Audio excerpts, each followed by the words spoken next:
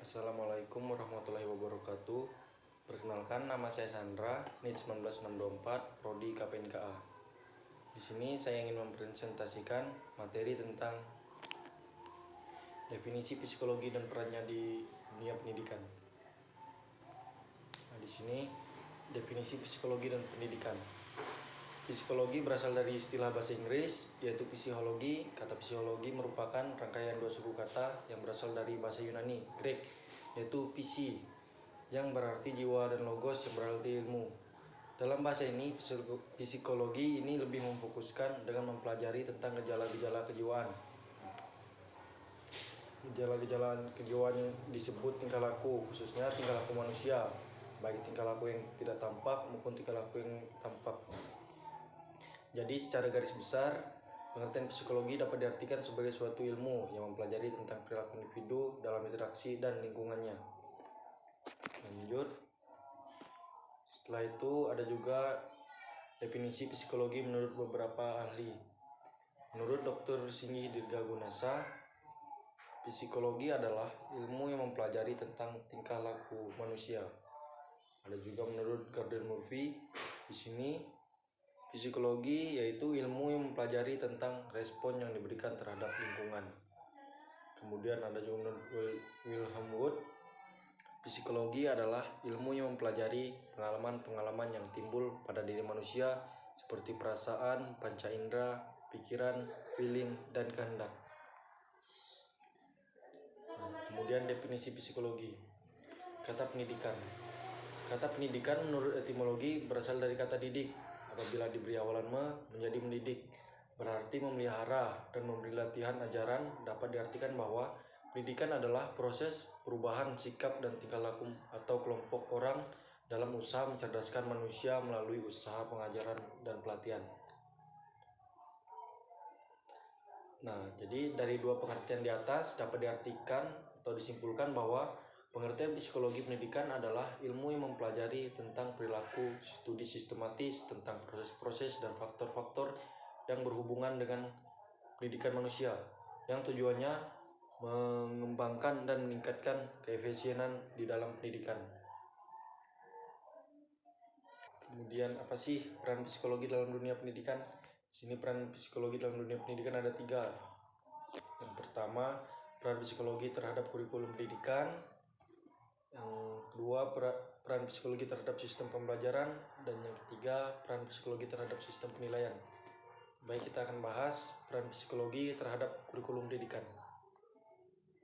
Jadi secara psikologis, pengembangan diri siswa didasarkan pada kemampuan afektif, kognitif, dan psikomotor.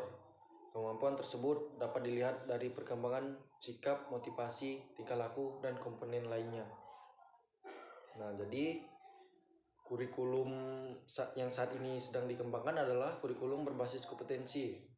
Kompetensi bertujuan untuk mengembangkan kemampuan pada keterampilan pengetahuan dan refleksi dalam berpikir. Kebiasaan berpikir dan bertindak dan refleksi diri yang konsisten memungkinkan terbentuknya suatu individu-individu yang unggul dan kompeten. Kedua, peran psikologi terhadap sistem pembelajaran.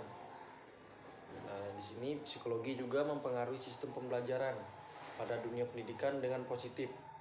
Siswa menjadi bersungguh-sungguh belajar ketika respon psikologinya dibimbing oleh pengajar dengan baik, dan juga proses pemahaman pembelajaran suatu topik menjadi lebih mudah dengan penyelesaian masalah-masalah pembelajaran yang dialami. Keinginan atau hasrat menjadi lebih tinggi dengan pendekatan psikologi dari guru dengan interaksi dan komunikasi yang menyenangkan. Baik. Nah, di sini sang pengajar itu berperan penting dalam pembelajaran. Pengajar harus enjoy dalam mengajar dan mencari cara bagaimana agar siswa itu paham dengan apa yang dia bahas. Apabila pengajar itu terlalu monoton, kaku, serta tidak aktif, maka di sini mempengaruhi psikologi siswa itu, yaitu menjadi malas, tidak paham. Bahkan banyak kita temukan siswa atau siswi atau murid lainnya tidur di kelas saat mengikuti pembelajaran. Itu dikarenakan mereka bosan karena tidak paham dan apa yang dijelaskan oleh gurunya.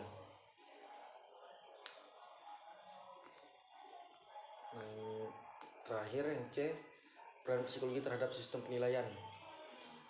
Psikologi juga telah memberikan perannya dalam sistem penilaian, misalnya dengan tes psikologi untuk mengetahui tingkat kecerdasan siswa, tes bakat untuk mengetahui bakat yang potensial terdapat dalam diri siswa sehingga lebih mudah memberikan bimbingan dalam membantu mengembangkan potensi diri siswa. Tes aspek kepribadian juga dapat membantu guru mengenal lebih baik pribadi siswanya sehingga bisa memberikan pendekatan yang lebih baik lagi dalam proses pembelajaran. Nah, jadi berbagai tes psikologi tersebut membantu memberikan penilaian terhadap masing-masing siswa untuk mempermudah menjembatani keinginan potensial maupun impian siswa sesuai dengan kemampuan dan bakatnya. Kemudian yang terakhir yaitu manfaat psikologi dalam dunia kemaritiman. Mungkin manfaatnya ada banyak, cuman yang ingin saya jelaskan 3 di sini, yaitu manfaat memahami diri sendiri, memahami penyebab suatu perilaku, dan membantu orang lain. Nah, jadi memahami diri sendiri. Jadi yang dimaksud dengan memahami diri sendiri adalah sebelum kita memahami orang lain, sebaiknya kita pahami diri kita sendiri terlebih dahulu. Sangatlah penting untuk memahami diri kita sendiri, dan hubungannya dengan lingkungan adalah sangatlah penting.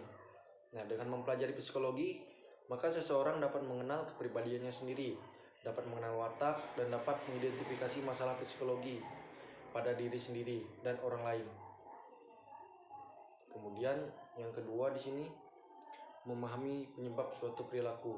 Nah, yang dimaksud dengan memahami suatu penyebab perilaku adalah mereka yang memiliki pengetahuan yang cukup baik tentang psikologi dapat memahami mengapa seseorang menunjukkan perilaku tertentu.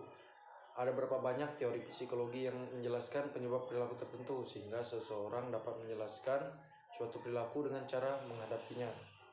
Misalnya nih ya, kita kan ada kalau di kapal kan, kalau kerja di kapal itu ada kapten atau nakoda. Nah, kapten atau nakoda itu marah terhadap kita. Jadi kita harus bisa memahami kenapa dia bisa marah sama kita. Kita harus memahami penyebab dia marah sama kita itu kenapa. Mungkin seperti itu. Kemudian yang ketiga, membantu orang lain. Nah, di sini yang dimaksud dengan membantu orang lain, misalnya ada teman kita atau kru kita di kantor atau di kapal. Nah, dia punya masalah keluarga di rumah, sedangkan yang kita tahu pelaut itu jarang pulang dan terkadang susah jaringan.